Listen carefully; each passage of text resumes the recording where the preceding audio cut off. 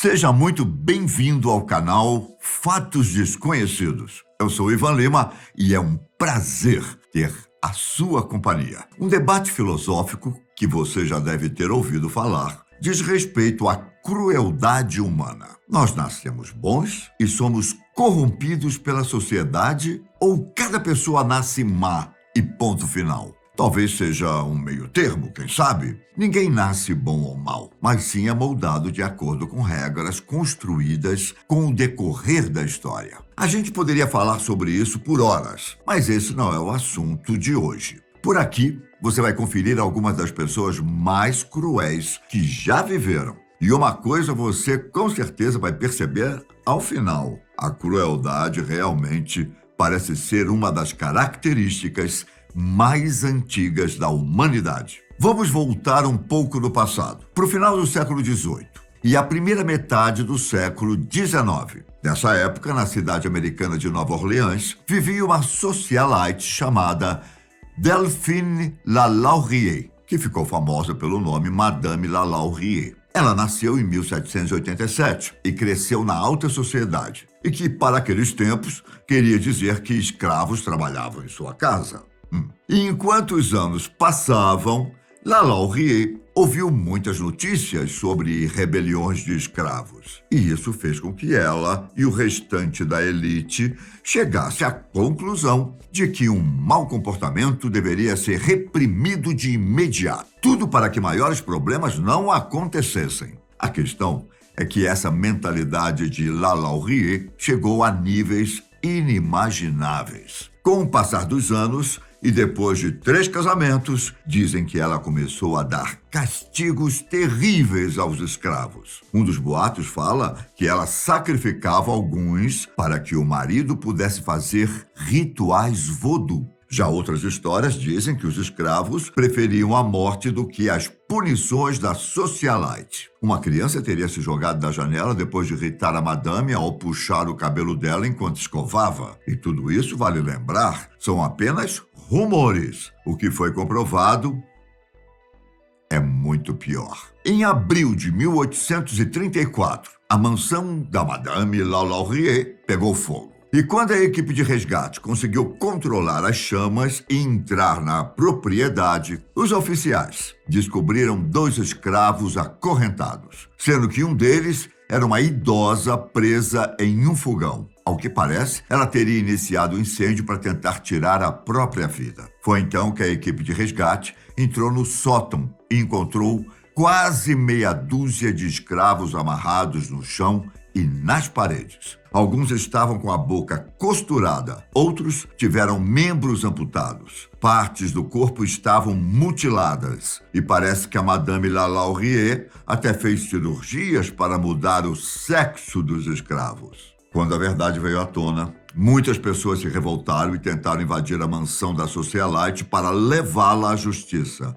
Só que Lalaurie nunca foi capturada e nem mesmo respondeu pelos crimes. Ela fugiu com a família para Paris e morreu por lá em 1849. Da mesma forma que a Madame Lalaurie, outro responsável por atos hediondos também saiu impune quando seus crimes vieram à tona. De meados da década de 30 até o final da Segunda Guerra Mundial, uma unidade do Exército Imperial Japonês foi palco de uma série de experimentos malignos. E talvez você prefira outra palavra quando entender o que acontecia por lá. O responsável por eles era Shiroishi, um general e cientista que queria transformar o Japão em uma grande potência. O setor que ele encabeçou ficou conhecido como Unidade 731 e tinha como foco pesquisa e desenvolvimentos de armas químicas e biológicas. A questão é que logo depois da Primeira Guerra Mundial foi estabelecido o Protocolo de Genebra para proibir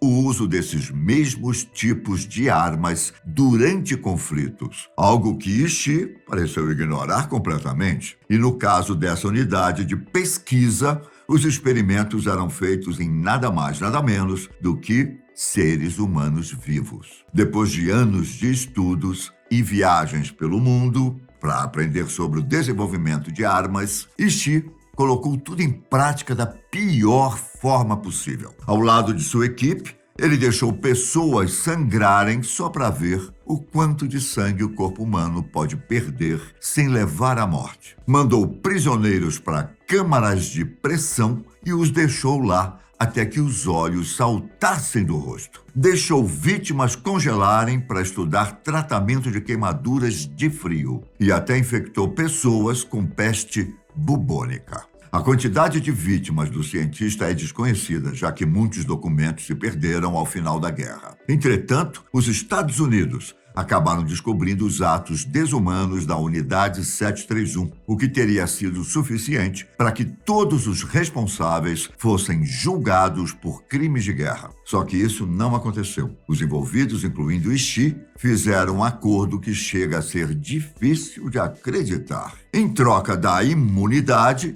eles passariam os resultados dos experimentos. Com a liberdade conquistada, Ishii viveu até 1959, quando morreu vítima de um câncer de laringe. Agora, aproveitando que estamos passando pela década de 30 e 40, uma figura na Alemanha nazista acabou se destacando naquela época. Na verdade, várias figuras se destacaram pela crueldade e basta fazer uma rápida pesquisa na internet. Só que talvez elas deixem de fora o nome de uma das grandes figuras malignas do Holocausto. Lise Koch, a bruxa de Buchenwald. No ano de 1937, ela foi chamada pelo marido, o general Karl Otto Koch, para ajudá-lo em algumas tarefas do trabalho. Acontece que Karl tinha acabado de receber o posto de primeiro comandante do campo de concentração de Buchenwald, onde aconteceram execuções por câmara de gás e trabalho forçado. Ou seja, a ajuda que ele precisava tinha a ver com tortura e morte. Ilse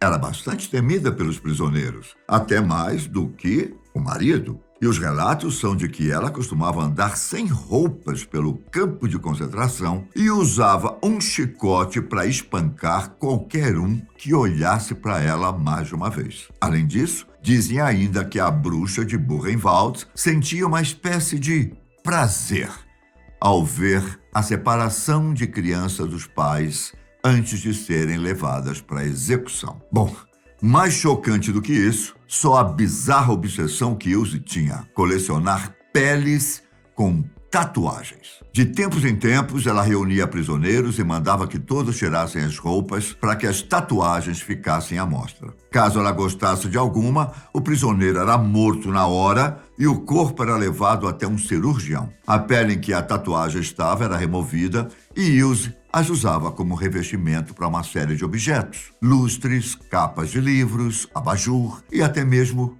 luvas. E quando os prisioneiros não eram mortos na hora, a pele era arrancada durante as torturas. A bruxa de Buchenwald era tão sádica que chegou a usar dedos como interruptores e também pegava a cabeça e os órgãos das vítimas como prêmios. E diferentemente das outras figuras que eu mencionei, Ilse não conseguiu fugir das consequências dos seus atos. Presa no final da Segunda Guerra Mundial, ela foi julgada por crimes de guerra e acabou condenada à prisão perpétua. Depois de alguns anos sofrendo transtornos psicológicos, ela escreveu uma carta para o filho sem demonstrar remorso pelos crimes que cometeu e então tirou a própria vida em 1967, aos 60 anos de idade. Enquanto isso, um pouco mais à frente no tempo, foi a vez do líder do Partido Comunista do Camboja. Deixaram uma marca bem grande na história. Na época em que esteve no poder de um rígido regime ditatorial, o político Pol Pot foi responsável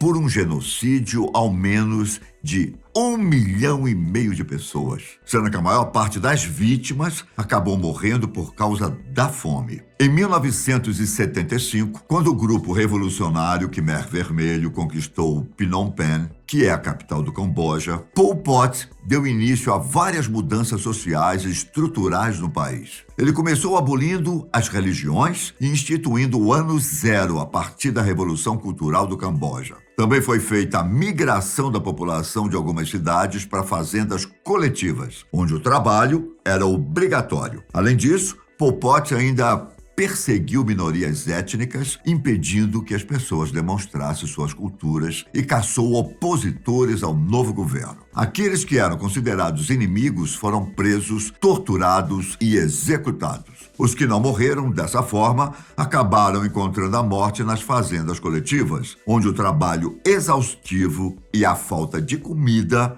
tornavam o ambiente insustentável. Em 79, depois de 4 anos de ditadura, o exército do Vietnã invadiu o Camboja e Pol Pot não viu outra alternativa a não ser fugir para uma região perto da Tailândia. Ao lado da guerrilha comunista, que ainda o acompanhava, ele viveu seus últimos anos em exílio nas florestas do Camboja. A versão oficial da morte de Pol Pot fala que ele foi vítima de um ataque cardíaco em abril de 98. Porém, existe a suspeita de que ele teria cometido suicídio depois de saber que seria entregue aos Estados Unidos. Ufa! Não há como negar que são histórias chocantes e muito pesadas, não é? E agora que você viu até que ponto vai a crueldade humana, como você responderia a pergunta que eu fiz no início do vídeo, hein? Nós nascemos bons ou nascemos maus? Responde aqui para mim. Um forte abraço para você, fique com Deus, até a próxima. Tchau!